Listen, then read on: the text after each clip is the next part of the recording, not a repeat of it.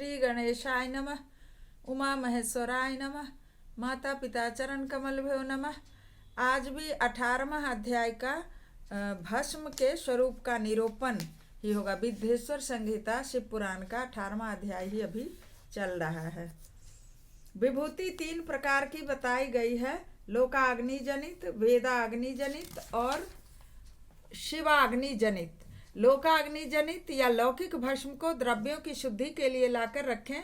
मिट्टी, लकड़ी और लोहे के पात्रों की, धान्यों की, तिल आदि द्रव्यों की, वस्त्र आदि की तथा पर्यूषित वस्तुओं की भस्म से शुद्धि होती है। कुत्ते आदि से दूषित हुए पात्रों की भस्म से ही शुद्धि मानी गई है।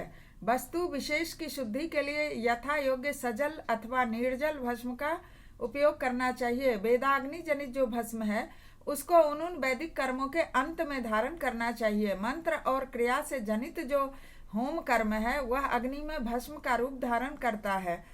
उस भस्म को धारण करने से वह कर्म आत्मा में आरोपित हो जाता है। अघोर मूर्तिधारी शिव का जो अपना मंत्र है उसे पढ़कर बेल की लकड़ी को जलाएं।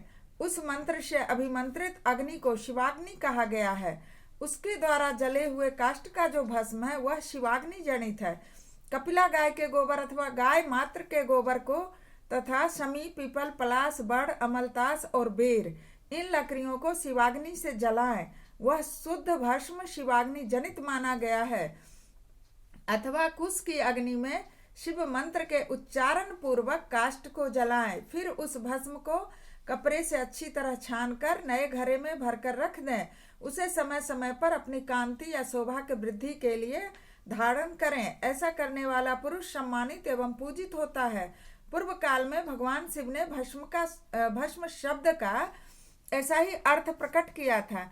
जैसे राजा अपने राज्य में सारभूत को ग्रहण करता है, जैसे मनुष्य किसी चीज को जला करके, रांध करके, पका करके उसका सार ग्रहण करते हैं और शरीर में जब भोजन ग्रहण कर लेते हैं तो जठराग्नि के द्वारा नाना प्रकार के भोजन पदार्थों को भारी मात्रा में वहाँ जलाया जाता है और जला करके सार तत्व वस्तु ही शरीर ग्रहण करता है, उससे शरीर का पोषण होता है। उसी प्रकार प्रपंचकर्ता परमेश्वर शिव ने भी अपने आधे रूप से विद्यमान प्रपंच को जलाकर भस्म से उसके सार तत्व को ग्रहण किया। प्रपंच को दग्ध करके शिव ने उसके भस्म को अपने शरीर में लगाया। राख भभूत पोतने के बहाने जगत के सार को ही ग्रहण किया है। शरीर में अपने लिए रत्न स्वरूप भस्म को इस प्रकार स्थापित किया है। आकाश के सार तत्व से केश, वायु के सार तत्व से मुख, अग्नि के सार तत्व से हृदय, जल के सार तत्व से कटिभाग और पृथ्वी के सार तत्व से घुटने को धारण किया है।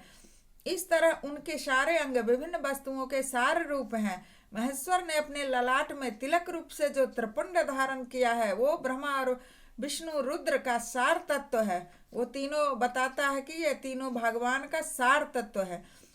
3 उंगली से लगाना। वे सब वस्तुओं को जगत के अभ्युदय का हेतु मानते हैं। इन भगवान शिव ने ही प्रपंच के सार सर्वस्व को अपने बस में किया है। अतः इन्हें अपने बस में करने वाला दूसरा कोई नहीं है। जैसे समस्त मृगों का हिंसक मृग सिंह कहलाता है और उसकी हिंसा करने वाला दूसरा कोई मृग नहीं है, अतएव उसे सिंह कहा गया है। बोलिए भगवान शंकर की जय।